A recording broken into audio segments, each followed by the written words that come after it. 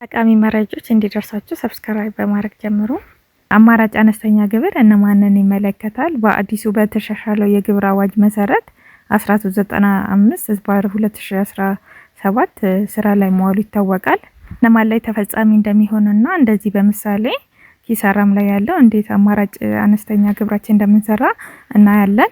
መጀመሪያ አማራጭ አነስተኛ ግብር በምን ምክንያት ስራ ላይ እንደዋለ ግብር ከፋይ ኪሳራ ገጥሞኛ ስራ አልሰራው በሚል ምክንያት በማቅረብ ግብር የማይከፍሉ ሁኔታ እየተፈጠረ መሆኑ በጥናት በመረጋገጡ ስራ እየሰሩ ኪሳራ የሚያሳውቁ ግብር የማይከፍሉ እንዲከፍሉ በማድረግ እና ኪሳራ የገጠማቸውን ደግሞ መክሰራቸው ሲረጋገጥ የከፈሉት ግብር እንዲካካስ ለማድረግ ነው ተብሏል። ሌላው ደግሞ አማራጭ አነስተኛ ግብር እንዴት ነው ክፍያው ተፈጻሚ የሚሆነው ነው።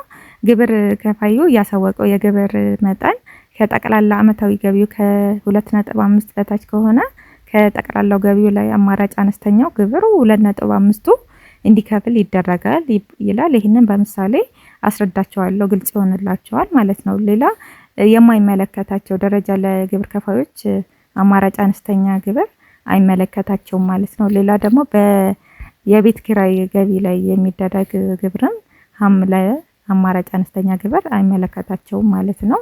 እና የሚመለከታቸው እነማን ናቸው? ደረጃ ሀ ሆነው ማንኛውም ድርጅት ወይም ሰው እነዚህ ባንኮች፣ ኢንሹራንሶች የሚለው እነዚህ የተዘረዘሩት ይመለከታቸዋል ማለት ነው። ሌላው ደግሞ ከአማራጭ አነስተኛ ግብር ነጻ የተደረገ በኪሳራ ምክንያት መፍረስ ላይ ያለ ድርጅት ይሄ አማራጭ አነስተኛ አይመለከታቸውም ማለት ነው፣ ነጻ ተደርጓል። ሌላው ደግሞ በእዳ ማሸጋሸግ ላይ ያለ ድርጅትም እሱም ነጻ ተደርጓል። ሌላው ደግሞ ኪሳራ ላይ ያሉ ድርጅቶች ግብር የከፈለው በቀጣይ 5 አመት በንግድ ትርፉ ላይ የተቀነሰ ኪሳራው የሚካካስለት ይሆናል ማለት ነው። ወደ ምሳሌዎቹ ስንሄድ አማራጭ አነስተኛ ግብር እንዴት እንደሚሰላ እናያለን። በምሳሌ አቶ ዳንኤል ባቀረቡት በሂሳብ መዝገብ መሰረት መስሪያ ቤቱ አምኖበታል። ስለዚህ ሂሳብ እንሰራለን ማለት ነው።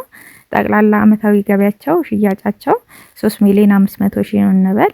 ጠቅላላ ወጪ ደግሞ 3,50,000 ነው ብሏል። ስለዚህ ከጠቅላላ አመታዊ ገቢያቸው ላይ ወጫቸውን ስንቀንስ 450,000 መጥቶልናል። 450,000 ደግሞ የተጣራ ትርፍ ነው ማለት ነው። ስለዚህ ከዚህ ላይ ፍሬ ግብሩን እንሰራለን። ስለዚህ በሰንጠረዥ አማሯ መሰረት የግለሰብ ምጣኔ አለ፣ በሱ እናሰላለን። 450,000 ሲባዛ 35% ሲቀነስ 24600 ስንት ይመጣል? 132,900። ስለዚህ አቶ ዳንኤል በዚህ አመት እከፍላለሁ ብሎ የመጣው 132,900 ነው። ስለዚህ ከዚህ ላይ አማራጭ አነስተኛውን እንሰራለን ማለት ነው። አቶ ዳንኤል ጠቅላላ አመታዊ ገቢ 3,500,000 ስለሆነ እናባዛለን በ2.5 ስናባዛ 87,500 መጥቶልናል። ስለዚህ የአቶ ዳንኤል አማራጭ አነስተኛ ግብር 87,500። አቶ ዳንኤል ደግሞ ይዞ መጣ እከፍላለሁ ብሎ የመጣው 132,900 ስለሆነ ከ2.5% በላይ ስለሆነ የሚከፍለው 132,900 ብልጫ ስላለው በዚህ መልኩ ይከፍላል ማለት ነው። ምሳሌ 2 ወይዘሮ ዛሃራ ባቀረቡ በሂሳብ መዝገባቸው መሰረት ጠቅላላ አመታዊ ገቢያቸው 4,200,000 ነው። ጠቅላላ ወጪያቸው ደግሞ 3,900,000 ነው። ስለዚህ ከጠቅላላ አመታዊ ገቢያቸው ላይ ወጪያቸውን ስንቀንስ 300,000 መጥቶልናል። የተጣራ ትርፍ 300,000 ነው። ስለዚህ ፍሬ ግብሩን ስንሰራ 300,000 ሲባዛ በ35% ሲቀነስ 24,680,400 ነው። ስለዚህ ዛሃራ ከፍላለሁ ብለው የመጡት ይሄንን ነው። ስለዚህ አማራጭ አነስተኛውን እንሰራለን ማለት ነው። ግብራችን ስሰራ ጠቅላላ አመታዊ ገቢያቸው 4,200,000 ስለሆነ ሲባዛ በ2.5% ሲሆን አማራጭ አነስተኛ ግብራቸውን ስሰራ 4,200,000 ነው። ሲባዛ በ2.5 105,000 መጥቶልናል። ስለዚህ ወይዘሮ ዛሃራ 80,400 ከፍላለሁ ብለው ነው የመጡ። ስለዚህ ከ2.5 በታች ስለሆነ አማራጭ ግብራቸውን 105,000 ይከፍላሉ ማለት ነው። ምሳሌ 3 ወይዘሮ ሀና ባቀረቡት ሂሳብ መዝገብ መሰረት ጠቅላላ አመታዊ ገቢያቸው 2,200,000 ነው። ጠቅላላ ወጫቸው ደግሞ 2,180,000 ነው ብለናል። ስለዚህ ጠቅላላ አመታዊ ገቢያቸው ወጫቸውን ስንቀነስ 20,000 ነው ብሏል። ስለዚህ ትርፋቸው 20,000 ነው። 20,000 ደግሞ ከግብር ነፃ ነው ይላል። ከላይ እንደምትመለከቱት በሰንጠረዥ አማራዋ መሰረት ከ24000 ብር በታች ከግብር ነፃ ነው ብሏል። ስለዚህ ቢሆንም አማራጭ አነስተኛ ግብሩን መክፈል ስላለባቸው ጠቅላላ አመታዊ ገቢያቸው 2,200,000 ስለሆነ ሲባዛ በ2.5 55,000 መጥቷል። ስለዚህ ከግብርም ነፃም ቢሆኑ 55,000ን ይከፍላሉ ማለት ነው። ምሳሌ 4 አቶ ዋለልኝ ባቀረቡት ሂሳብ መዝገብ መሰረት ጠቅላላ አመታዊ ገቢያቸው 2,500,000 ነው።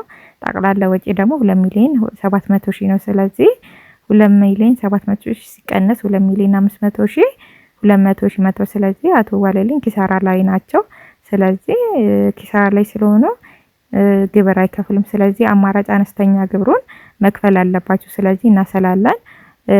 የአቶ ዋለልኝ ጠቅላላ አመታዊ ገቢያቸው 2,500,000 ስለሆነ ሲባዛ በ2.5 62,500 ይሆናል ማለት ነው። ስለዚህ በተሻሻለው የግብር አዋጅ መሰረት የከፈሉትን አማራጭ አነስተኛ ግብር 2.5ቱን ይከፍላሉ ማለት ነው። ስለዚህ በቀጣይ አመት ከሚያገኙት ትርፍ ላይ የሚካካስ ይሆናል ማለት ነው። አዲስ ከሆናችሁ በ30% እያባዛችሁ አሁን ገቢዎች ስትሄዱ መጀመሪያ ካልኩሌት የሚደረግላቸው ከ2.5 ይበልጣል ያንሳል ነው ከጠቅላላ አመታዊ ገቢያችሁ ማለት ነው። ሽያጭም ግዢም ከሌለ በዜሮ ሪፖርት የምታደርጉ ከሆነ ደግሞ በግምት ይሰራላችኋል። እንደ ዘርፋችሁ እንደ ንግዳችሁ በግምት ይሰራና ጠቅላላ አመታዊ ገቢያችሁ በ2.5% ይባዛል። ከዛ በዛ መልኩ ትከፍላላችሁ ማለት ነው። በዜሮ ሪፖርት የምታደርጉ